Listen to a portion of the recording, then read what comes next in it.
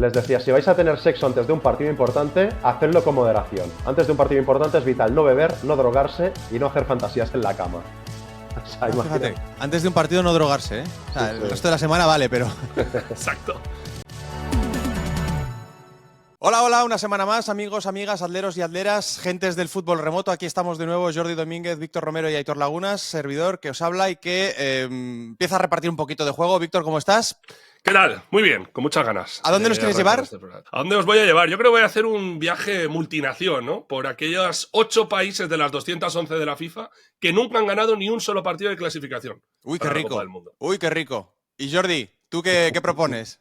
Me ha recordado con esto de uy, qué rico a Julián López en su papel en Se moran los feos. Ojalá, ¿eh? Total. ¡Qué rico, qué rico! El pobre Javier Cámara lo quería matar. Bueno, yo os voy a llevar a Brasil, a uno de los mejores o de los grandes clubes del país y del continente sudamericano. Vale, pues yo creo que está también bastante rico. Supa, como nos gusta decir aquí. Vamos directamente al feedback, que por cierto, alguno ya nos ha mencionado que hay demasiados mensajes. Y ya lo dijimos la semana pasada que deberíamos de empezar a filtrar un poco, no por nada, sino porque es que son muchos. Sois muchos los que nos dejáis cositas. Por ejemplo, en YouTube, Analista Táctico Fútbol nos dice: os propongo un tema bien interesante y que da que hablar sobre los plagios de escudos en varios países. En Macedonia del Norte hay escudos en segunda división para abajo de Swansea City y Bayer Leverkusen, por ejemplo, y en Italia, en Eccellenza, tenemos al Real Forte Quercheta, que tiene literalmente el escudo del Real Madrid. ¿Podría repasar escudos de este tipo? Bueno, esto lo hemos mencionado, es verdad que de pasada, pero Analista Táctico Fútbol nos pide un tema o un capítulo específico sobre plagios de escudos. ¿Puede dar, Víctor? Sí, había también en Sudamérica y uno del Real Madrid, ¿no? Creo que era el... No quiero pegar aquí, pero el Real Estelí creo que era uno de estos. Real Potosí. El Real de Potosí, tenía ahí el escudo del Real Madrid. Sí, pasa que tenía truco, porque el presidente era súper fan, era un español súper fan del Real Madrid, que ya se lo hizo venir para tener ese guiño, ¿no?, con el equipo de sus amores. Y hablamos ya de, por ejemplo, la fórmula de plagiar o de copiar la forma del escudo del Barça, ¿no? La forma de olla, por ejemplo, en el Sassuolo, en el escudo del Sassuolo, sí. y claramente en el de Barcelona de Guayaquil, pero bueno, esto es obvio porque también... En San Marino hay otro también, ¿eh? En San Marino también puede haber que haya otro, sí, en Marsella, el segundo equipo de Marsella por detrás del Olympique, a mucha distancia del Olympique, también tenía esa misma forma. Bueno, pues puede dar. Desde Costa Rica nos han salido varios seguidores. Interesante, he visto que en algunas de las segundas divisiones nacionales compiten selecciones sub-20 y sub-17, principalmente en divisiones de ascenso. He verificado ejemplos de ello en el Congo Brazzaville, que juega la selección masculina sub-17 de dicho país, así como la selección femenina sub-20 de Bielorrusia en la primera división femenina de dicho país respectivamente. Les agradece el primer atlero de Costa Rica. Se proclama como el the very first de Costa Rica. Recuerdo que Uzbekistán, la selección olímpica, también había estado compitiendo, si no me equivoco, en la liga para llegar a también tiene un equipo por ahí en una primera división. Y San Marino tiene la San Marino Academy, la tiene en la primera división. Mira, Iker Fernández Pujadas, que es uno de los clásicos, dice: hola alderos, ha llegado la dosis semanal del fútbol remoto. En las Islas Sorlingas veraneaba Brian Clough. Datos random que os dejo. Vaya. A lo mejor jugó, por algún equipo. Hombre, seguramente... Te iba a decir, seguramente bebió porque el hombre tenía ese problema, pero también a lo mejor le dio alguna patada a algún balón. Lo siento, Víctor, pero no estoy contigo en el Team Selecciones. Soy de los que desea que vuelva a la liga, dice Iker. Ha habido muchos que en cambio sí que estaban contigo, Víctor? Atleros, atleras, otro gran viaje por el mundo balompédico y Bochal espectacular como siempre. Y eso que escribo antes de escuchar este capítulo.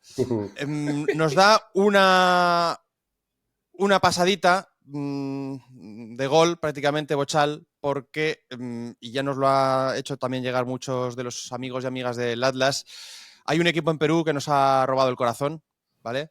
Que es este Matozoide Fútbol Club, que dicho así pues no suena muy bien, pero si le pones por delante la primera parte del nombre pues ya mola más, ¿no? Que es el Sport Matozoide Fútbol Club. La verdad es que está bien encontrado, hay que aplaudir, ¿no? El ingenio, Jordi y Víctor, el humor semántico que va ganando adeptos también en Perú.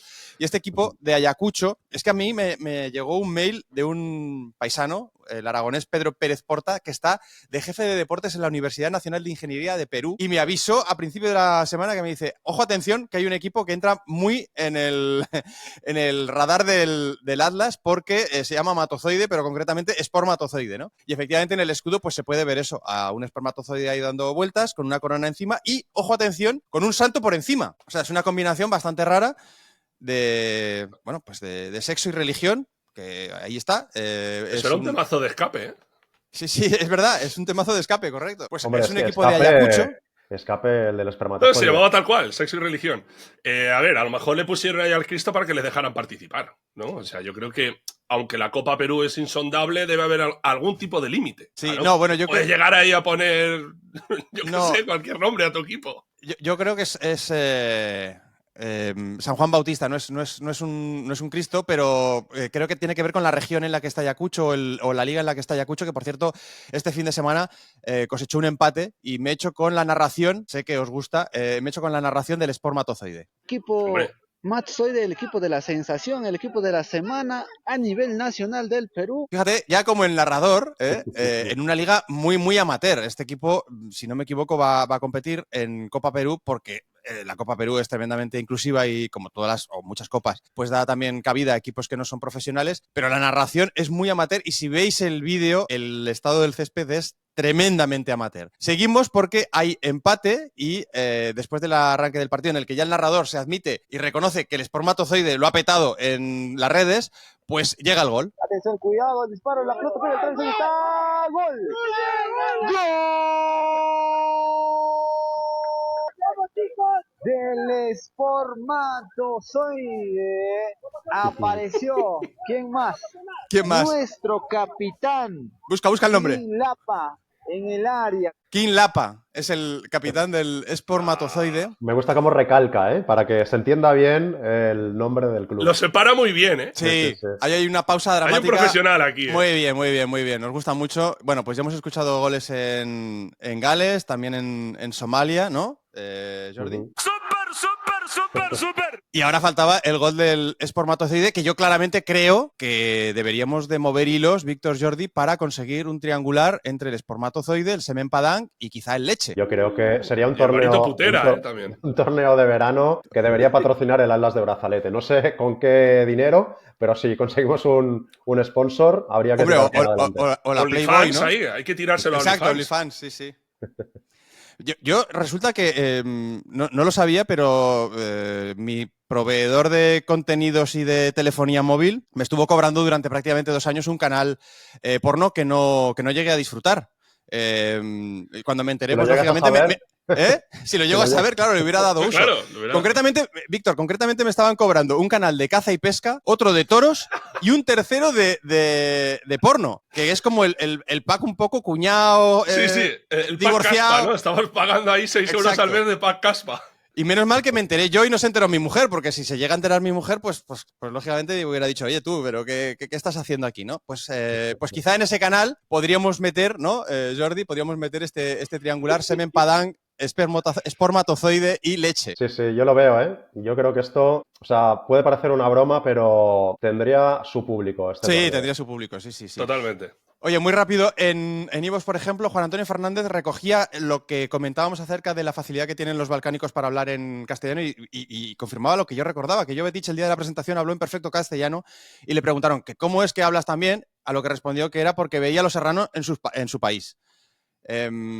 Seguidamente le preguntaron si conocía a Fiti y le respondieron entre risas con un por supuesto. O sea que Fiti ahí cómo se coló en la rueda de presentación de un jugador del Sevilla. ¿Qué ganas tengo de que llegue el 17 de mayo para saber qué ocurre en la final de la Copa Murati? Dice Dani Aragonés, tanto en la masculina como en la femenina. En semis Jersey solo ganó 0-2 a Alderney. El sueño de la segunda victoria, cada vez está más cerca. La semi se pudo seguir en YouTube, ojalá la final también. Yo creo que sí, ¿no, Víctor? Que se puede seguir. Sí. Esta se emitió en el Facebook de Alderney, pero creo que lo montaba la Federación de Jersey, así que supongo que para la final, que entiendo que será en Jersey, bueno, pues lo transmitirán seguro, pero bueno, yo lo vi por el Facebook de la Federación. Supongo que el link era el mismo que en YouTube, así que sin duda se podrá. Fernando Mayo, también en iVoox, nos dice acerca, intuyo, no hace falta ser tampoco Sherlock Holmes, acerca de Eric Press, ese jugador galés al que detuvieron con unos pocos kilos de cocaína. Clase A, siempre recordad, clase A, la Sí. que pasaba el amigo Eric Press. Decía Fernando Mayo que, bueno, que es que Press jugaba rayando el fuera de juego. Es verdad. Samu TMB, menuda maravilla de Atlas y todavía voy por la mitad, me ofrezco a cumplir el sueño de Víctor por el Atlas, lo que haga falta.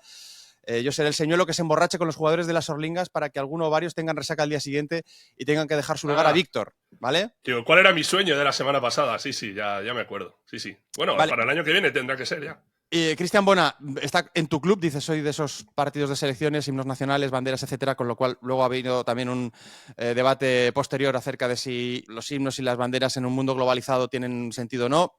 Creo que esto un poco a lo mejor escapaba del tema. Y acabo con Bela Goodman. José Antonio Troya Santos, por ejemplo, dice, a mí lo de Bela Goodman siempre me fascinó y me duele que la historia no sea cierta porque en la final de Turín, intuyo que es sevillista, me pegué todo el partido diciéndole a mi compañero de grada, ojalá Goodman siga teniendo razón, ojalá Goodman siga teniendo razón. A lo que Miguel Lourenço Pereira, compañero periodista y escritor de libros, ha escrito, por ejemplo, uno en Panenka acerca del origen de la Eurocopa, Sueños de la Euro. Miguel Lourenço Pereira me escribe un WhatsApp, esto ya es puro WhatsApp, esto ya es WhatsApp personal desde Oporto, me dice, lo de Goodman explota de verdad cuando en el 90 el Benfica va a jugar la final de Copa de Europa contra el Milan en Viena, querido Jordi. Lo digo por añadir más capas de información a lo que ya nos expusiste tú la semana pasada. Si alguien acaba de aterrizar aquí, que sepa que en el capítulo número 35 del Atlas explicamos la mentira de la maldición de Bela Goodman sobre el Benfica. Según Miguel Lourenço Pereira, apunta, Eusebio va a posta al cementerio donde está enterrado Goodman a rezar y a pedir que levante la maldición. Joder. El mismo protagonista de los Años de Oro hacía así eco de la veracidad del mito y a partir de ahí ya explota a nivel global. O sea que es Eusebio el que hace este peregrinaje, supongo que acompañado por los medios de comunicación, y esto es lo que le termina de dar eco, ¿no? Y recorrido mediático, pues al cementerio donde está enterrado Bela Goodman para pedirle que levante la maldición. Cuando realmente tú nos habías dicho que base para que se pudiera hablar de maldición no había ya de origen, ¿no? Sí, y de hecho, yo de Eusebio había leído otras declaraciones anteriores a este episodio del año 90 que te comenta Miguel, que al final lo que hace, entiendo, es darle veracidad a esa maldición, ¿no? Porque si va el propio Eusebio a intentar levantarla con sus rezos, pero el propio Eusebio había dicho en declaraciones anteriores que no se creía nada de esto de la maldición y que Bela Goodman había sido un entrenador que, joder, que le había dado 2 Copas de Europa al Benfica, las únicas 2 que tiene el club lisboeta, y que no tenía ningún sentido todo esto. Pero bueno, al final son historias que se van hinchando y por repetición son mentiras que acaban convirtiéndose prácticamente en verdades, ¿no? Y al final es lo que te decía la semana pasada, lo que os decía, que el propio club es el primer interesado en intentar acabar de una vez con todo esto porque le hace mucho mal a una leyenda del club. Me pareció súper interesante, volviéndolo ahora a retomar aquel tema. Me pareció muy top, Jordi. O sea, porque yo no tenía ni idea de que era mentira. Así que... Pues, mira, ya pasamos directamente a Spotify y aquí sí que voy a hacer una pequeña selección. Por cierto, estamos rozando los 1000 seguidores en Spotify, estamos en 980, o sea que ya, yo creo que la semana que viene podemos celebrar, ya he anunciado en la news de Brazalete que lo vamos a celebrar con una camiseta de Islas Mauricio, ¿ale? La camiseta de Mauricio, no Mauricio Colmenero. ya sabía yo por dónde iba, Jordi. No la de Mauricio Colmenero, sino la del país, la de Islas Mauricio. Pues la vamos a dar, que es además una selección, un equipo que tiene uno de los apodos más chulos, los pájaros Dodo. Los pájaros Dodo de Mauricio. ¿Te mola, Víctor? Mola. Pues mola. La regalaremos yo creo que la semana que viene, si todos nos portamos bien y llegamos a los 1000 seguidores en Spotify, donde tenemos nada más y nada menos que 16 comentarios, de los cuales voy a leer unos pocos muy rápidamente. Aitor Ochoa, primer día que escucho el podcast y era escuchar uno tras otro muy interesante, tenéis que hablar de Carlos Kaiser, menudo jugador, el jugador este que siempre engañaba a un equipo para fichar por otro equipo, se lesionaba, nunca jugaba, en fin, un auténtico truán.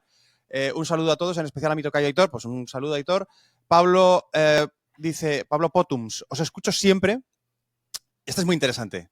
Jordi, Víctor, atención. Este comentario me gusta. Relátalo. Os escucho siempre, pero sigo echando de menos historias de futbolistas mujeres y de equipos femeninos. Seguro que hay tela de historias, a nivel de clubes y a nivel de selección. Y lo mismo sirve para rebajar los chistes de señoros. Es que palo, un poco igual tiene razón, pero... O sea, vamos a ver, Pablo, yo me gustaría hacer menos chistes de señoros, pero hay algún chiste de señoros que me hace gracia. ¿Qué puedo hacer contra esto, Jordi? Yo creo que realmente los chistes de señoros son contra los señoros, ¿no? Realmente, pero no sé si eso automáticamente te convierte en un señoro, como la copa esta que venimos hablando justo unos minutos antes. Es que ahí iba yo, ¿no? Porque igual este comentario tendrías que haberlo dicho el primero de todos y ya nos hubiéramos evitado el cuadrangular con el semen padán, el espermatozoide, el leche y... No, pero es que a mí me parece un chiste... A ver, me parece que es un chiste que no va en contra de nadie. Joder, es que ya, de verdad, no quiero ser aquí yo defensor de nadie porque Pero vamos, que eso no creo yo que sea. ¿Es un poco chiste de señores? Pues quizás sí, es verdad. Vale. Jordi Delgado, ya que habéis hablado de habitantes de Granada, ciudad y país, esto lo comentaste tú, Víctor, relativamente grandes, Palau de Plegamans en Cataluña y Palau, país en Micronesia, tienen casi los mismos habitantes, 15.000 en el pueblo y 17.000 en el país. Así que estamos cerca del sorpaso. Bueno, que pues ponerse ahí al lío, ¿eh? Habrá que hacer también, además del triangular leche, semen y espermatozoide, habrá que hacer un partido entre Palau y Palau. Y Granada, ese molaría, ¿eh? Y Granada, ese molaría Granada. Mucho. Sí, sí. Ginés Carrillo nos apunta, enormes de nuevo, un poco de curiosidades de la Kreisliga en Alemania, el fútbol amateur por excelencia para mí en la base de la pirámide del fútbol alemán. Te puedes encontrar un partido contra el tercer equipo del 1860 München. O sea, imagínate si el 1860 München, el primer equipo, ya está jodido, ¿dónde andará el tercer equipo? Pues eso, pues en la Kreisliga, donde vienen a ver el partido 100 o 200 ultras del primer equipo. Esto es lo que le toca a mi amigo Samu la semana que viene. O sea, él tiene un colega que está jugando en la Kreisliga alemana. Bueno, insisto, muchísimos comentarios. Orlando González, puedo dar fe de que al menos hay 2 atleros en Costa Rica, el otro soy yo. Acá encantado de ir conociendo cosas nuevas del fútbol remoto, me encanta, me encanta. O sea, en 2 redes diferentes o en 2 plataformas distintas, pues vamos a poder poner en contacto a los 2 atleros. Ya hay uno que se proclama como el primero y Orlando parece que es el segundo. Tienen que batirse en duelo. Ahí, solo puede quedar uno, ¿no? Exacto. Un tico. Bueno, insisto, muchos comentarios. Jonathan, saludos atleros desde Chile. Y el último que me guardo, Alonso Mosley, demasiado leer mensajes de oyentes. Hostia, ¿cuántos ratos llevamos hoy? Pues ahora mismo llevamos 15 minutitos. 16. Venga, a ver, podemos... es que claro, macho, no hagáis crecer el podcast. O sea, la culpa es vuestra. Esto es como cuando dices, a mí me gustaba este grupo cuando no lo conocía nadie. Claro. ¿Eh? Claro. O este garito cuando no venía nadie. Ahora que está lleno, ahora que está petado, pues no me mola. Víctor, ¿quieres empezar tú?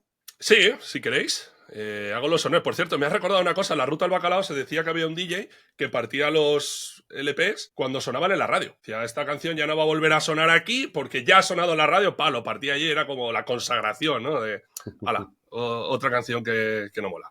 Muy Así bien. Que, bueno, me gustan estos recuerdos valencianos, ¿no? Tirando. Bueno, no sé tirando si será para casa, verdad. ¿no? Claro, no sé si será verdad, pero bueno. Conocimiento basura que sirve para este tipo de ocasiones como lo de Granada. En fin, por cierto, voy a recalcarlo, estuve el fin de semana en el San Andreu Europa y voy a decir una cosa que me dijo alguien de allí y, oye, toda la razón del mundo. Si este partido se jugara en las inferiores de Inglaterra, estaría todo el mundo living, ¿no? Con este partido y diciendo aquello de en España no tenemos esto, mira cómo viven el fútbol popular o el fútbol de categorías inferiores en Inglaterra. Así que palito para todos, palito para los undergrounds que somos, porque efectivamente muchas veces no hace falta irse tan lejos para vivir partido de categorías inferiores, en este caso con rivalidad, con afición, con partidazo que fue, así que top. Ahí me lo dijo un chaval y pues oye, toda la razón. Pero nos pasa eso, ¿no? Lo de fuera parece que mola más. En fin, al lío. Yo, como añoro la jornada de selecciones, estamos en pleno, ahora sí, parón de selecciones, jornadas de clubes. La semana pasada me dio por pensar, oye, ahora que están ya todas las confederaciones jugando el Mundial, con la entrada de UEFA, unas acabando y otras empezando, ¿cuántos países nunca han ganado un partido de clasificación para el Mundial? Nunca, en toda su historia. Entonces estuve ahí escarbando un poquito y me salieron 8 más 1, si queréis. Ese más 1 lo debatiremos. Y luego además me salió una selección que hasta el año pasado nunca había ganado ningún partido de clasificación para el Mundial y ganó su primer partido rumbo al Mundial 2026. Así que, bueno, pues sea lo que sea, ahí ya quedará la historia.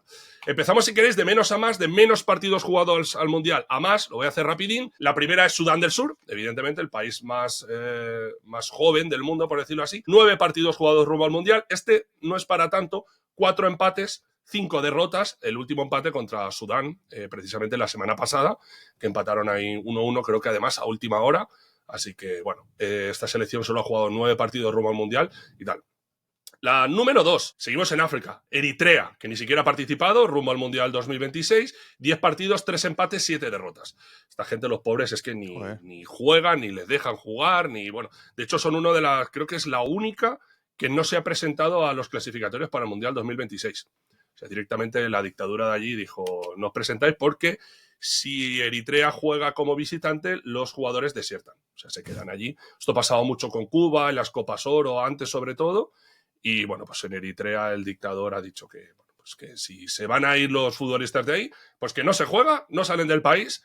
Así que, en fin, problema solucionado. Número 3 y número 4, que van de la mano, los voy a unir, y las Vírgenes Británicas y Anguila. Este me mola mucho, porque realmente el año pasado, en marzo, los dos pasaron su primera ronda mundialista, pero como fueron en penaltis, ninguno, o sea, no ganaron ninguno de los dos partidos, fueron empate y empate, y en penaltis pasaron los dos. Ahí estuve yo también, además, en el derbi de las Vírgenes. Entonces, si queréis, también las podemos apuntar al chiste. En fin. No. Que nos ha dicho Pablo. Al chistecico, ¿no? Para. Al chistecico. Bueno, era un derbi de vírgenes. Sí. Países vírgenes. Y las Vírgenes Británicas y las Vírgenes de Estados Unidos. Ahí estuve, partidazo en la vuelta, ambiente mundialista total. Muy divertido todo. Y bueno, pues tanto las Islas Vírgenes Británicas como Anguila pasaron en penalti su primera ronda mundialista, pero fueron 2 empates, 18 partidos las dos, 5 empates, 5 empates para las británicas, 3 empates para Anguila. Y ya entramos aquí en una que a mí me flipa. A mí esta me encanta. Timor Oriental, no sé si os acordáis, que ganó 2 partidos contra Mongolia, rumbo a Rusia, pero ¿qué pasó? Que llenaron el equipo de brasileños. Lo que pasa que FIFA y AFC se coscaron un poco tarde, ya había empezado la segunda ronda, entonces le dieron por perdidos estos 2 partidos, pero aquí hay una injusticia mundial, y es que, claro, se echó a Timor Oriental, se le dieron por perdidos esos 2 partidos contra Mongolia, pero nunca restituyeron a Mongolia para el Mundial. O sea, a Mongolia le dijeron, vale, te han ganado haciendo trampas, pero como ya ha empezado la segunda ronda mundialista, pues chico, lo siento mucho, ya para el año que viene intentaremos hacerlo mejor, pero yo pido aquí desde el Atlas de Brazalete un pray for Mongolia por aquella eliminatoria que le virló Timor Oriental y sus brasileños. Así que para mí nunca han ganado partido mundialista porque no se lo reconoce la FIFA. Viene Seychelles, 22, aquí ya la cosa se empieza a poner seria, ¿eh? Seychelles, 22 partidos de clasificación jugados para el Mundial, solo 2 empates. Así que, Joder. Bueno. Aquí ya empezamos a entrar en territorio divertido. Quedan las 2 últimas. Voy a decir primero la última, ya por ponerla. Es un nombre que no quería volver a tratar aquí en el Atlas de Brazalete, que es la selección de San Marino, que ya otrora conocida como la selección underground, ahora la selección de todos, una de las selecciones más potentes del continente europeo.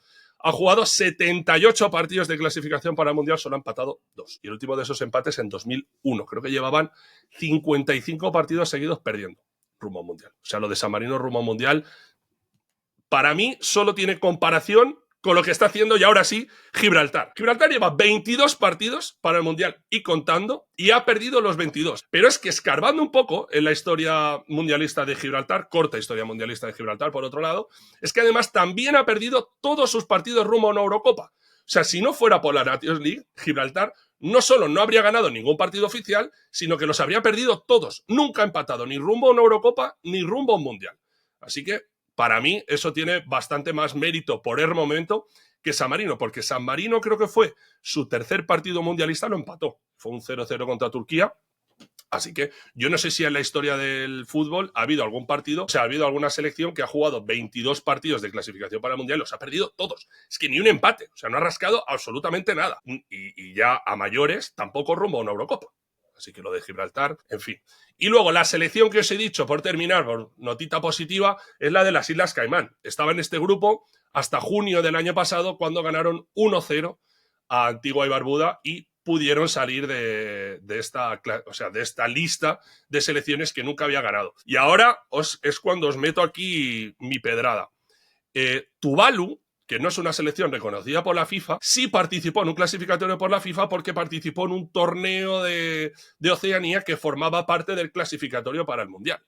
No ganó ningún partido, no es oficial FIFA, pero participó en un clasificatorio más o menos de la FIFA por aquello de que utilizaban ese torneo como ronda preliminar en Oceanía. A ver, en teoría no debería contabilizar, pero tampoco ganó en aquella ocasión, así que, bueno, no es FIFA, pero sí participó en un clasificatorio FIFA, así que, bueno, podíamos, ese +1 que os he dicho al principio, sería un poquito Tuvalu, que es una de estas selecciones que están reconocidas por la ONU, pues país reconocido por la ONU, pero no forma parte de la FIFA. Esto es muy curioso, porque Tuvalu y Kiribati está allí también, son 2 países de pleno derecho reconocidos por la ONU, pero no forman parte de la Confederación de Oceanía. De hecho, no viene al caso, pero os lo cuento, conocimiento tal. Pregunté a la Confederación de Oceanía qué pasaba con estos y me dijeron que ellos les habían preguntado lo mismo, tenía una membresía asociada y le dijeron, pues, largo, lleváis mucho tiempo aquí como membresía asociada, no de pleno, vamos, de miembro de pleno derecho, Así que no solo no os asciendo a miembro de pleno derecho, sino que os dejo fuera porque vuestro fútbol está por desarrollar, que es la pescadilla que se muerde la cola en este tipo de sitios. Si tú me estás pidiendo que mi fútbol esté por desarrollar, pero yo te necesito para que mi fútbol se desarrolle, pues tenemos que ir un poquito de la mano. Pero en Oceanía está todo por hacer, están con su Superliga para el año que viene. Así que ahí está. Un poquito de todo con Tuvalu de por medio. Sí, con Gibraltar, que es tremendo lo que has apuntado de Gibraltar, realmente la perdido cantidad de todo. partidos. Habría que ver incluso hasta el balance de goles, ¿no? El gol average en esos 22 partidos, porque debía de ser una tonelada de goles en contra. Claro. Bueno, ha perdido, lo tengo aquí anotado, un 9-0 contra Bélgica rumbo a Rusia 2018. Sí, O sea, sí. contra Francia encajaron el 0-14 Claro. rumbo a la Eurocopa. Pero a mí me sorprendió mucho, es que ni un empatito ahí traicionero a última hora, típico contra la Feroe, qué sé yo. Nada. Todo derrotas. También es que, sorprende, como te digo, también ni sorprende, San Marino. Claro, también eso debe decir que también sorprende que San Marino en el tercer partido le empatara a Turquía, ¿eh? Sí, 0-0. 0-0 rumbo al Mundial 94. Y ya de ese empate pasamos al de 2001, que fue contra Letonia, y esos son los dos únicos empates que ha tenido San Marino. Eso sí, San Marino lleva desde entonces 55 partidos seguidos perdiendo rumbo al Mundial. Que 55 partidos es más del doble de los que lleva Gibraltar. Pero claro, si le sumamos al clasificatorio para la Eurocopa, nos queda, que a mí me sorprendió mucho, era un dato que yo no sabía. Gibraltar ha perdido todo lo que ha jugado rumbo a una Eurocopa y rumbo a un Mundial. Así que ese repasito es que estoy añorando ya el parón de clubes. Sí. A ver si llega pronto junio. Eso te iba a decir, hasta junio te queda un cacho, Víctor. Bueno, pero es peor el de noviembre a marzo, Ese se me hace Ya. eterno. El de noviembre a marzo es eterno, porque antes Andorra y San Marino, por ejemplo, se montaron el amistoso más importante de la historia para ver quién ganaba de las dos, y era febrero, una cosa así. Entonces ahí eso rompía un poquito, tal, ahora ya todos ahí de la mano de la FIFA, todo cuadriculado, así que de noviembre a marzo. Sonríen nuestros amigos de los comentarios, que les gustan los clubes, y a los pocos que nos gustan las selecciones, pues llorando. Muy bien, pues yo, si os parece, Víctor, Jordi, os propongo un viaje así como con muchos kilómetros de por medio, un derbi multikilométrico, aunque no es un derbi, pero es un partido en segunda división en Rusia que se va a vivir este fin de semana, ¿vale? Ya nos adelantamos, así, ya que no recogemos lo que ha pasado en el último fin de semana, sino que nos adelantamos y os avanzamos que este fin de semana va a haber un SK Khabarovsk contra Baltika Kaliningrad, que son los dos equipos más distantes que hay en el fútbol profesional en Rusia. Y ahora os comentaré cuántos son los kilómetros que separan esta ciudad de Siberia, Khabarovsk, de Baltika Kaliningrad. Kaliningrado es la ciudad rusa que no tiene contacto, el territorio de la provincia rusa, que no tiene contacto con ninguna otra provincia de Rusia, porque está enclavada ahí entre Lituania y Polonia en el Mar del Norte, con lo cual muchísima distancia entre una y otra ciudad. Pero antes os voy a hacer un remember del Floresti, porque el Floresti, os acordaréis que es este equipo moldavo que las estaba pasando un poquito complicadas. Pues bueno, este fin de semana se medía con el Falesti, que era el otro colista de la liguilla de promoción de la Liga Moldava, y perdió y además no marcó, con lo cual seguimos con 0 goles a favor y ahora son 83 goles en contra para nuestros amigos del Floresti, que claramente sin entrenador y sin jugadores profesionales pues tiene toda la pinta que se van al hoyo. Dicho esto, Khabarovsk, Baltika, Kaliningrad. Jordi, sé que además has hablado hace pocas semanas con uno de los jugadores del Khabarovsk. Sí, no es ruso, ni No. tampoco hay un armenio, Simoni, el que habla castellano, pero yo hablé con un chico español, con Borja Martínez, ex del Nastic, que lleva unos meses jugando en el SK Khabarovsk. Bueno, pues el SK Khabarovsk, como digo, que es uno de los equipos que está más en el Far East, que es como se llama la región, el este lejano, el oriente lejano de Rusia. De hecho, ahora dudo si sería Siberia o no, porque claro, eso... Sí, creo que no es Siberia, Hitor, es el no es extremo Siberia, ¿no? oriente ruso. Vale, pues es el extremo oriente y ahí está Khabarovsk y está Vladivostok, que aún está un poquito más lejos y que ha tenido equipo en otros momentos, pero que hace ya tiempo lo perdió, se desintegró o desapareció ese conjunto. Por lo tanto, el SK Khabarovsk vendría a ser un poco el equipo más remoto o más lejano, como mínimo en las categorías profesionales del fútbol ruso. Es un desplazamiento, atención, Víctor, para no realizar, desde luego, con coche, probablemente para no realizar bajo ningún concepto, tampoco con avión, porque son 7.020 kilómetros para cruzarse de punta a punta todo el territorio ruso. Estamos hablando, insisto, de unas 9.600 kilómetros en coche. Son 7.000 kilómetros en línea recta, pero en coche serían casi 10.000. lo cual equivaldría a unas 90 horas seguidas sin parar ni a mear ni a repostar. Desaconsejamos Sí. totalmente eso. Yo Aparte, creo que sí. el uso horario, que son un montón de horas de diferencia también. Sí, y alguna guerrilla que te puedes encontrar también por el camino. Quiero decir que hay como varios puntos ahí que igual animan a pensar que bueno, no sería lo más aconsejable hacer este recorrido, que son, como digo, en línea recta, siempre en línea recta, 7.020 kilómetros. Digo siempre en línea recta porque he hecho una comparativa con los demás desplazamientos así más tochos, ¿vale? Insisto en que previamente a este derbi ya había habido otro que era todavía más distante, que era el del Báltica Kaliningrad contra el Luk Vladivostok. Esto eran 7.357, es decir, 157 kilómetros más, porque es la distancia que hay entre Vladivostok y Khabarovsk. Así que ese es el duelo de una liga nacional más distante, más extremo. Báltica Kaliningrad, prácticamente, insisto, encima de Polonia, contra Luk Vladivostok, que está mirando a Japón. ¿Vale? Los dos en el mismo país, los dos en la misma liga, además en primera división. Báltica Kaliningrad, Luk Vladivostok, que acabó 0-0, por cierto. O sea que espero que además nadie fuera, porque menudo atracón de kilómetros para ver un 0-0. Pero como no existe el Vladivostok, ahora esa plusmarca se la queda el Kaliningrad-Khabarovsk, y he estado mirando a ver qué otros duelos en liga, porque duelos distantes en Copa de Francia ya sabemos que nos salen un montón. Mucho más, porque está el Trail contra el Magenta Neumea, que son 17.142 kilómetros de distancia, ¿no? Pero en Liga no hay tantos. De hecho, este que os acabo de comentar, de Kaliningrado a Vladivostok, es el que marcaría la plusmarca, al menos en lo que yo controlo. Lo que yo sabía es que en Europa, en esta temporada, el partido de Liga más extremo, ¿sabéis cuál es? Yo me la juego algo de Las Palmas, ¿no? Las Palmas o Tenerife, por ahí tiene que ser.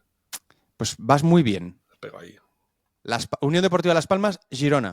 Unión Deportiva Las Palmas, Girona son 2.250 kilómetros aproximadamente en línea recta, y por lo tanto es el derbi, o el partido, no es un derbi, pero le podríamos llamar derbi con muchas comillas, más extremo en Europa, al menos en Europa occidental, porque he visto que el Zenit Akmag de Grozny son 2.500, es decir, son unos pocos kilómetros más. Pero en Europa occidental, desde luego en primera división, o en las primeras divisiones de Europa occidental, no hay ningún partido en el que haya que recorrer más kilómetros. Los de la Unión Deportiva para ir a Girona y los de Girona para ir a Gran Canaria son 2.250 kilómetros, lo cual me ha llevado a pensar que claro, que hubo temporadas en las que el Figueras, que está un poquito más al norte, pudo coincidir con la Unión Deportiva Las Palmas en segunda, y efectivamente coincidieron 4 temporadas, y la distancia de Las Palmas a Figueras es 30 kilómetros más, 2.285. Pero es que encima hubo 2 temporadas en las que el Figueras también coincidió con el Tenerife, que Tenerife está todavía más hacia el oeste, con lo cual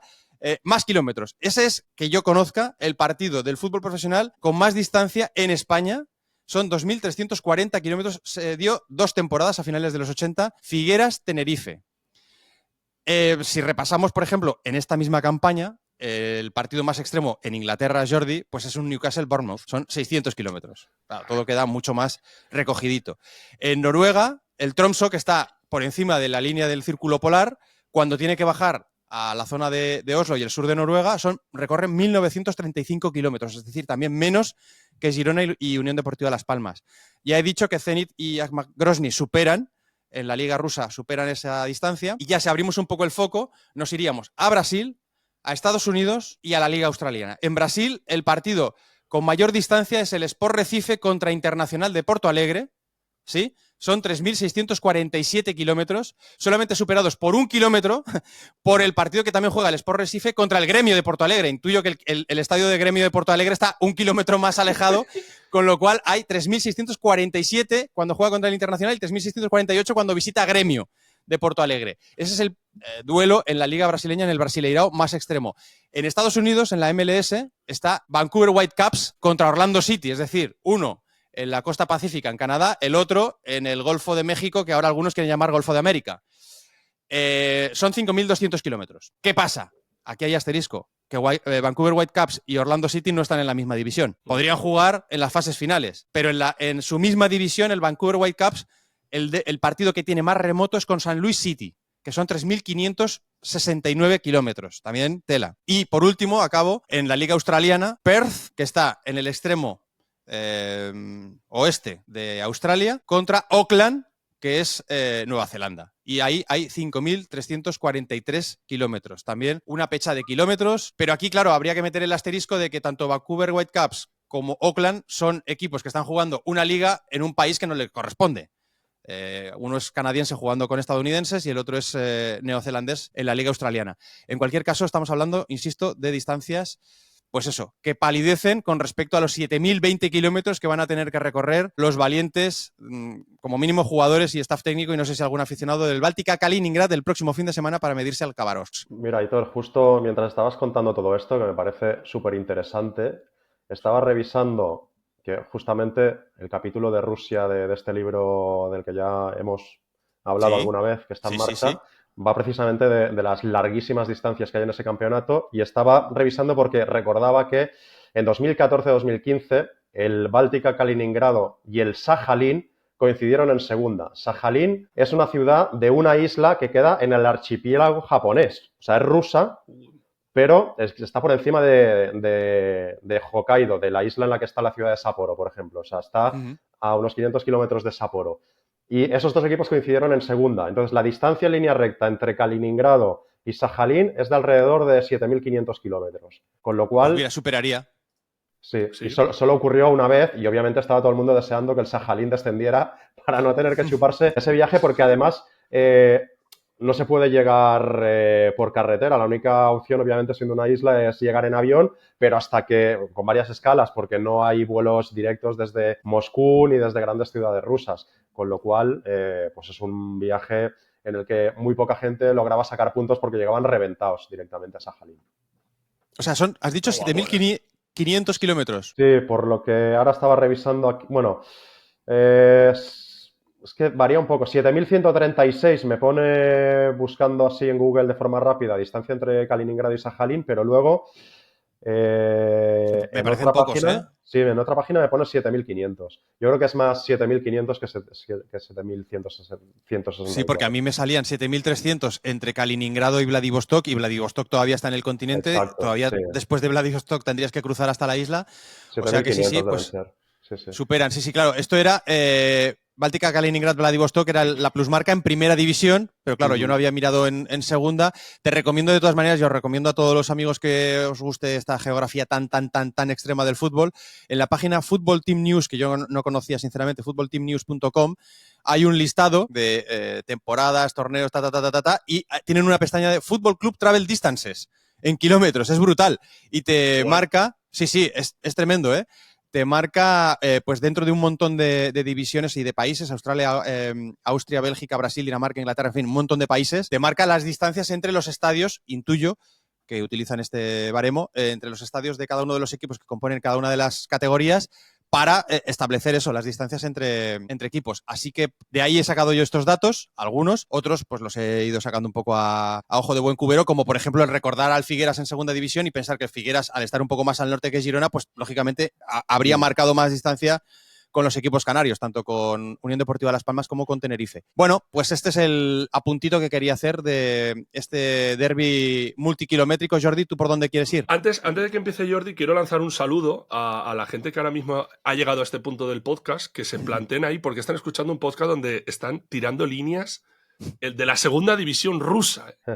Igual es lo mejor que les ha pasado hoy en el día, es estar escuchando estos segundos vuestros ahí debatiendo esos cientos de kilómetros para ver cuál era, porque yo ahora lo estaba escuchando y estaba fascinado y digo, bueno, la gente que nos está escuchando, evidentemente, como aquel que limpiaba y se ponía el podcast, pues, oye, un saludo para todos vosotros, porque ole por gustarte este tipo de cosas. También te digo que ya saben a lo que vienen, ¿eh? O sea, creo que claro, evidentemente, por eso. Es como hombre, pero lo de hoy, escucha, pero ¿te lo de hoy gusta esto, no? Pues aquí razón, lo tienes. Sí, tienes razón, Víctor, que esto es café para muy cafeteros, ¿eh? Sí. Esto es café etíope, ¿no? Ya que hemos tocado también el tema de Eritrea. Eritreo, sí. Ole.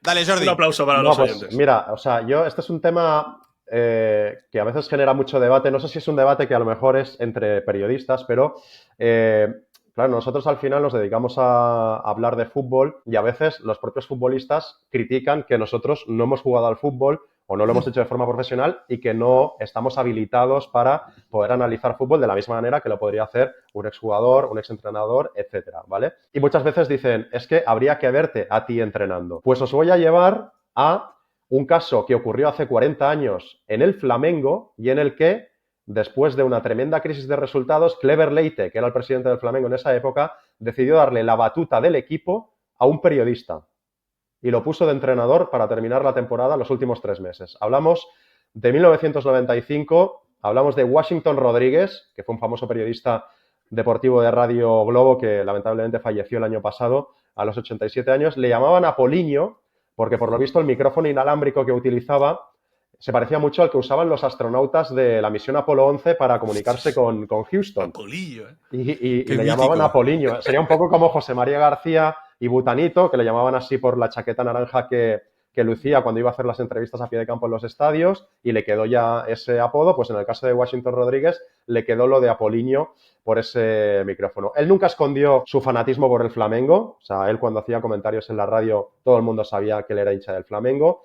En 1995 el Flamengo estaba celebrando su centenario, había construido una delantera de ensueño para hacer de aquella temporada una temporada grande, contaba con Romario, con Edmundo y con Sabio arriba, pero no estaba funcionando la cosa para el cuadro rubro-negro, no estaban llegando los resultados, ya habían pasado 2 entrenadores que habían sido cesados y finalmente Clever Leite pues decide dar un golpe de timón y trata de enderezar el rumbo de la entidad con una apuesta rompedora, que es contratar a este señor, a Apollinho, a Washington Rodríguez. La razón, el argumento que da Clever Leite, que en su día también había sido, por cierto, reportero radiofónico, él entendía que el Flamengo, más que un entrenador en ese momento, lo que necesitaba era un gestor de vestuario. Y él decía que nunca había visto a nadie como Apollinho a la hora de generar armonía en un grupo, a la hora de gestionar egos, y creía que sería capaz de convertir ese polvorín en el que se había convertido la plantilla del Flamengo en una balsa de aceite. Y dice, bueno, vamos a intentar terminar la temporada de la mejor manera posible y ponemos a Apollinho.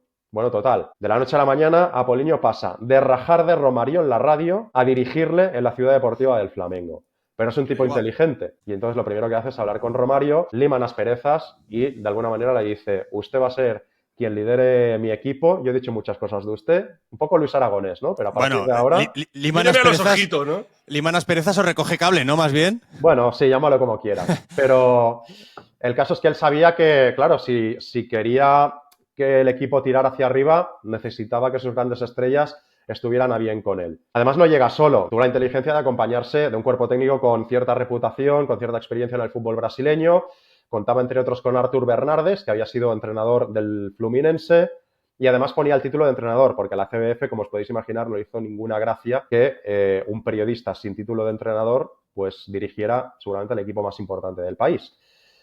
Bueno, el caso es que Apollinho, con todo su carisma, empieza a ganarse al vestuario. Las charlas, por lo visto, por lo que he encontrado por ahí, de artículos que recogen algunos de sus hits, bueno, eran harina de otro costal, ¿no? Algunos de sus titulares, mensajes a los jugadores: en la víspera del partido no os cepilléis los dientes, no os duchéis ni uséis desodorante, quiero que infundáis miedo a los rivales empezando por vuestro aspecto, les decía. Miedo y asco en Las Vegas, sí. Sí. O sea, imagínate... Si no le da miedo, dale asco, por lo menos. Exacto. Ya.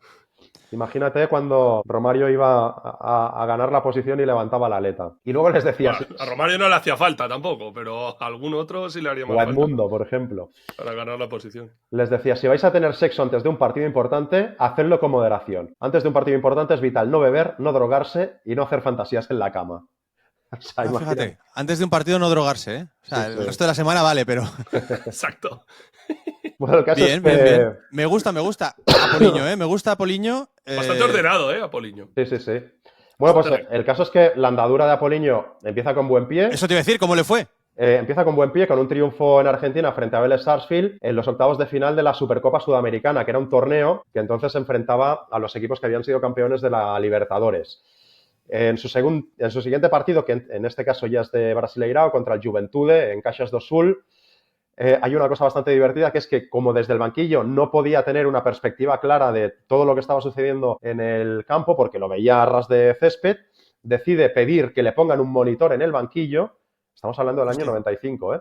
Y ya se convierte en costumbre. A partir de entonces, de todos los partidos, él va a estar con una tele metida en el banquillo en la que va a ir siguiendo el partido y a partir de lo que va viendo en el monitor va a ir haciendo las correcciones pertinentes a los jugadores. El caso es que en la Liga no le fue demasiado bien, acabó séptimo de su grupo. En ese momento el Brasileirao se dividía en dos grupos, acabó séptimo de un grupo de 12 y no pudo pelear por el título, y en la Supercopa, esta que os comentaba, llegó a la final, pero la perdió frente a Independiente de Avellaneda. Muchos creen que si la hubiera ganado, hubiera continuado como entrenador, aunque él siempre sostuvo que él sabía que había llegado para 3 meses para intentar enderezar el rumbo del Flamengo en un año muy importante como era el del centenario, que bueno, más o menos lo consiguió porque el equipo peleó por un título, pero después de aquello pues regresó a sus labores como periodista. Y es verdad que en el 98 estuvo un tiempo como director deportivo del Flamengo, unos meses, pero ya acabó retirándose como periodista, que al final había sido su labor profesional de siempre. Me recuerda un poco lo de director deportivo también al caso de Alfredo Duro,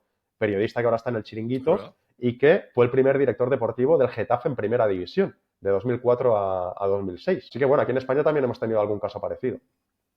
Víctor Sí, Horta, sí. por ejemplo. También. Claro. Fue compañero en Marca y de ahí saltó a las direcciones deportivas. Sí, sí. Y en la dirección deportiva de la Real Sociedad también hay varios periodistas. Exacto. Pero bueno, sí, no es una figura, dijéramos, tan discutida y tan en el foco como la del entrenador, ¿no? La del primer entrenador. Claro. Yo a mí toda esta historia, Jordi, de la cual no tenía constancia, sinceramente, me recuerda, y creo que incluso creo que mejora la que te voy a contar, que es la de Gabriel Anó. ¿Tú la sabes esta, la de Gabriel Anó, el famoso director, no, pero redactor principal del equipo? Bueno, pues este había sido internacional con Francia y este había jugado a fútbol antes de la Primera Guerra Mundial y poco después de la Primera Guerra Mundial. Y básicamente este tipo después lo hizo todo en el fútbol francés, arbitró, fue periodista, como te digo, entre otras cosas, según la leyenda de la UEFA, que no es del todo cierta, en el año 54-55 va a haber un partido de los Wolves contra el Honvéd y se le ocurre nada más y nada menos que la Copa de Europa.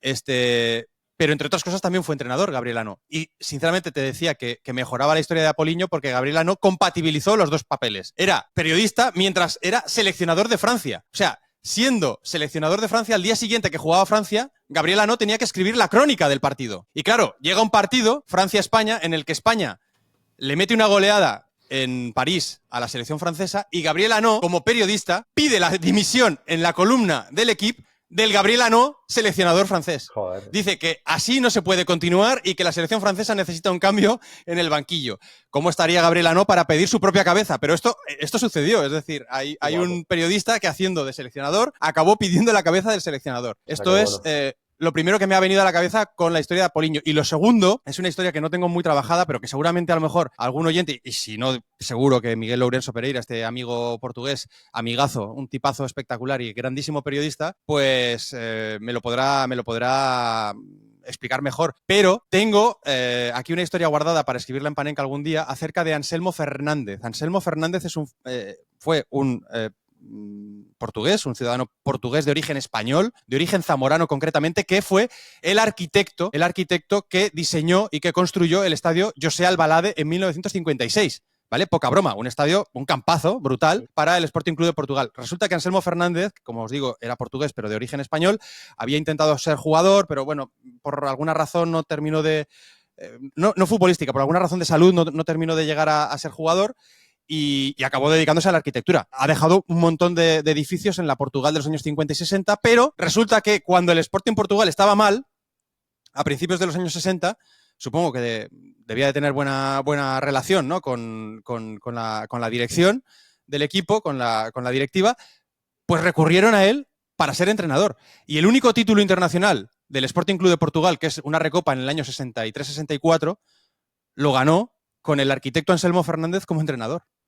O sea, no quiero decir con todo esto que cualquiera pueda ser entrenador, porque estoy seguro de que es una tarea y una profesión muy, muy jodidas, muy complicadas. Tú lo sabes, Jordi, que alguna vez lo hemos comentado. Para mí la vida de entrenador solamente se puede explicar desde una obsesión, casi. Yo creo que genera una obsesión compulsiva que te hace vivir las 24 horas del día. Es que no puedes desconectar. Los entrenadores no pueden desconectar. Entonces, si no estás en ese nivel de obsesión, yo creo que es mejor que no te dediques a ser entrenador. Pero insisto, sí que me han venido a la cabeza dos precedentes, ¿no? De dos tipos en los años 50, 40, 50, que también es verdad que era otro fútbol, ¿vale? En los que sin ser entrenador y ni siquiera sin haber sido jugador, en el caso de Anselmo Fernández, pues oye, se pusieron al frente uno del Sporting Club de Portugal, ganó una recopa, dejó fuera, si no me equivoco, al Manchester United de George Best y Denis Law y toda aquella compañía. Y el otro, pues eso, fue seleccionador francés hasta que llegó a España y le mojó la oreja y al día siguiente en el equipo dijo, yo como periodista pido mi cabeza como seleccionador. No es lo mismo, pero me recuerda también un poco al caso de Sergio Scariolo en baloncesto, que es seleccionador de España y desde hace un tiempo está también de comentarista de partidos de ACB en Movistar. Que no tiene que hablar de su propio equipo, pero tiene que hablar de muchos jugadores que al final forman parte de la selección. Hombre, eso la mítica también es, Jordi, no sé si recuerdas, en aquel encuentro, en aquella, creo que fue primera ronda de Copa de Europa entre Nápoles y Madrid, Televisión Española, a Televisión Española se le ocurre invitar a Jorge Valdano, que todavía estaba en activo, para comentar el partido. Y hay un momento en el que Chendo, no sé exactamente cómo, le tira un caño a Maradona. Y Valdano, que es compañero de Chendo en el Madrid, pero amigo de Diego Armando en la selección, con la cual acaba de proclamarse campeón del mundo, entre otras cosas, dice, bueno, ahí está Chendo tirándole un caño a Maradona, estos son los pájaros disparando a las escopetas. mítica de Valdano. Bueno, Valdano encima con ese don de palabra que tienes, que siempre es capaz de sacar la frase perfecta para cada momento, ¿eh? Sí, es un crack. Pues nada, oye, muy chulo este recuerdo de Apoliño, que yo sinceramente no conocía y que me ha dado ganas de conocer un poco más.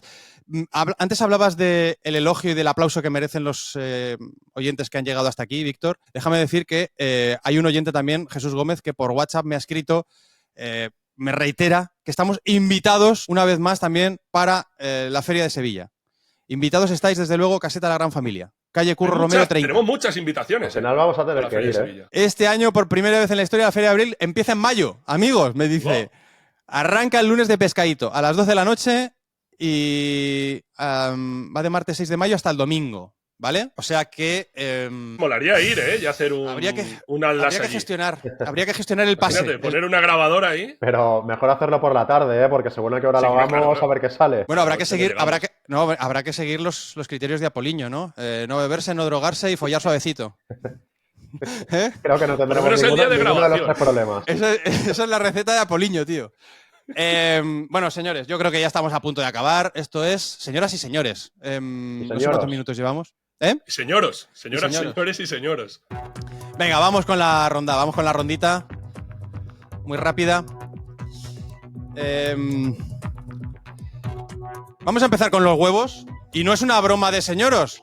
Jordi, es que la actualidad viene así. ¿Qué quieres? ¿Qué podemos hacer? Si a Jan de Boer, arquero del Brine Fútbol Club, le dan unas bandejas, 4 bandejas concretamente de huevos por ser el hombre del partido, el MVP, el Player of the Match en Noruega, pues nada, pues comentarlo, efectivamente. La verdad es que la gracia está en que al chaval, que por cierto se apellida de Boer, que quiere decir agricultor en neerlandés, pues no le debió de hacer mucha ilusión, ¿no? Porque, bueno, por la foto... En la foto sale con una cara terrible, pobre hombre. Sí. Resulta que Brine es el primer equipo y la ciudad en la que se formó y en la que creció Haaland, y es famosa por ser... o sea, incluso para los noruegos es como el lugar de los granjeros, ¿no? O sea, la broma esta de que si... Liga de Granjeros. Liga de Granjeros, pues bueno, pues en la Liga de Granjeros, el Brine es el equipo de los granjeros. De hecho, en 2001, cuando llegó a la final de la Copa de Noruega, invadió la capital con... Sus aficionados invadieron Oslo con los tractores. Pues bueno, a mí lo único que se me ocurre es tirar un poco de clásicos, Jordi. Comienza la votación. Manda huevos. Hombre, qué grande. Vale, el gran trillo, efectivamente. Ojo que en Zambia dan más, porque también he encontrado en 2022... Esto ya es rebuscando mucho, que el delantero del Power Dynamos de Zambia, el amigo Kennedy Musonda, fue premiado con 5 bandejas de huevos por su actuación en el derbi de Kitwe, que terminó 1-0. Le dieron 3 bandejas por ser el mejor jugador del partido y 2 más por el gol que había marcado. Es decir, que si va a 2 bandejas por cada gol, imagínate si llega a marcar un hat-trick y se hace con el Player of the Match, pues bueno, acaba ahí haciendo tortillas hasta que se muera. No le faltan huevos. No, realmente va de huevos. Como no le faltan huevos, querido Víctor, ¿a quién? A Josko Jelisic. Porque hay que tenerlos cuadrados para insistir. Vamos a ver, si ya ha venido Gattuso y casi te toca la carita, Josko, ¿dónde vas? ¿Dónde vas sigues insistiendo. Bueno, resulta que este fin de semana el Hajduk ha recuperado el liderato porque le ganó al Šibenik y el Rijeka palmó contra el Slaven Belupo, ¿vale? Entonces, el Rijeka que se había puesto líder después de ganarle al Hajduk y de mandar a Gattuso a hacer las entrevistas post partido pues con un careto que ni te lo imaginas, pues resulta que ahora Gattuso vuelve a estar líder. No sé si ha dicho algo, si ha hinchado un poco el pecho, me extrañaría que no fuese así, pero vamos, me lo imagino, ¿no? Pero en cualquier caso, Josko Jelicic ha vuelto a insistir, ha vuelto a meter el dedo en la llaga. Respeto más a los entrenadores italianos que a su fútbol, ha dicho Jelicic. Tenemos 2 medallas de la Copa del Mundo en los últimos 2 torneos, mientras que Italia ni siquiera se clasificó. Tudor, es verdad, el nuevo entrenador de la Juve, el croata, dice, está en el club italiano más grande. Y ustedes, señores, aludiendo no solamente a Gattuso, sino también a Cannavaro, que está de entrenador en el Dinamo de Zagreb, ustedes, señores, están en la HNL, que es la liga croata. O sea, que de alguna manera, para atacar a Gattuso y al propio Cannavaro, está poniendo el pie de los caballos a la liga croata. No sé si es muy buena estrategia. A ver, a Jelicic no le han dado ninguna bandeja Tampoco de le huevos, faltan huevos, pero le echa a él todos los huevos posibles a la situación. Buah, le va a caer una torta en cuanto vuelva a coincidir con Gattuso. Le echa muchos huevos, pero yo creo que se está rifando una hostia, pero bastante fuerte, ¿eh? En Croacia. Seguimos porque hablando de echarle huevos, claro, Rafael Díaz Beloli le echó unos cuantos huevos, pero se los ha tenido que comer porque, claro, dijo aquello que vamos a ir a Argentina, vamos a darles una paliza, y ¡pam! 4-1. Bueno, pues se ha tenido que gestionar ahí un poco, encima nada más y nada menos que contra los argentinos, ¿no? Se ha tenido que gestionar ahí un poco pues todo el backlash, ¿no? De esas palabras. ¿Qué pasa? Que se las ha comido Rafael Díaz Beloli, pero también se lo ha comido Rafinha Mella, que es un exjugador de Coritiba y Cruzeiro, que ya está retirado y que resulta que después del partido empieza a recibir tropelías y carretadas de insultos en su Instagram, que además ha compartido el pantallazo, ¿no? Ha compartido el pantallazo de su Instagram y, por ejemplo, así, el más suave, un tal Nacho Lugones le dice, y mostró mucho bla bla, se comieron puntos suspensivos, no sabemos lo que se comieron. Ale Marino, pone a Rafinha la puta que te parió, que es lo que cantaba todo el Monumental cuando Rafinha pues no hizo un gran partido. Segundo Rivas, que le decía 4-1 Rafinha, ¿qué pasó? Insisto, esto es al Rafinha equivocado, no es al fake Rafinha, ¿vale? Rafinha malo. El Rafinha malo, sí. Bueno, el Rafinha malo que realmente puedo comprar, que además del parecido de nombre, hay un cierto parecido también físico. Entonces, si tú estás ahí nervioso, tienes muchas ganas de rajar contra Rafinha, buscas Rafinha en el buscador de Instagram y te sale así un chico delgado, tal, no sé qué, pelito, tal, papá, allá que voy. Y efectivamente, el último que se podía ver es de un tal José Elliot que le dice, hola boca de sapo, quebraram seu anus, que creo que es la traducción literal de te rompieron el orto. Sí, tal cual. Bueno, esto me ha recordado al japo aquel que se llamaba, tenía el usuario Tas en Twitter, @Tas. ¿sí? Y hubo un momento que iban a por él, por el pobre chaval ahí. Y me ha dado por buscar ahora quién tiene el usuario Bar. Y si hacéis una búsqueda rápida en Twitter, el pobre usuario tiene que tener las menciones también imagínate. Elevadas. Sí. Bueno, pues hasta aquí la ronda. Yo creo que ha habido un poquito de todo, como en este capítulo número 36. Jordi, Víctor, os agradezco mucho y también a los oyentes el esfuerzo, ¿no?, que supone llegar hasta el final, después de haber hablado de selecciones que no han ganado ni un solo partido, después de haber hecho muchísimos kilómetros en Rusia y después de también repasar la historia de Apoliño, Jordi, que no la conocíamos. ¿Lo hemos dejado en alto? Sí. Hemos sobrevivido, porque Víctor y yo, los que lo vean por YouTube, ya se irán dando cuenta de que en varios momentos hay unos estornudos y tosidos que están disimulados porque hemos parado el micro, pero está haciendo estragos la pasa de gripe. Con la imagen no podemos hacer nada, Jordi. Y tú se puede mutear, pero no podemos desaparecer. Aitor está de momento aguantando, no sé si va a caer también, pero tú y yo, Víctor, estamos realmente jodidos. Sí. Yo he pasado 3 o 4 ya durante este invierno y ya espero que haya acabado la ronda supa vírica. Sí. Ya, nos quedamos con la futbolística. Exacto. A ver qué tal la semana que viene. La semana que viene y a ver si somos ya más de 1000 en Spotify. Venga. Importante. Ojo. Mira, yo voy a adelantar una cosa. Venga. La semana que viene voy a traer un tema femenino. Que se me ha ocurrido cuando el chico nos lo ha dicho antes. Pablo Potum. Pues Pablo Potum, en tu honor, la semana que viene me has recordado un tema no de fútbol femenino, pero sí ligado a la mujer en el fútbol. Venga, pues lo vamos a dejar así. ¡Súper! Hasta la semana que viene, chicos y chicas. Chao. Adeu. Chao. Has escuchado el Atlas de Brazalete, tu guía semanal del fútbol remoto. Síguenos en brazaletenegro.com y suscríbete en las diferentes plataformas: Spotify, iVoox, Apple Podcasts o YouTube.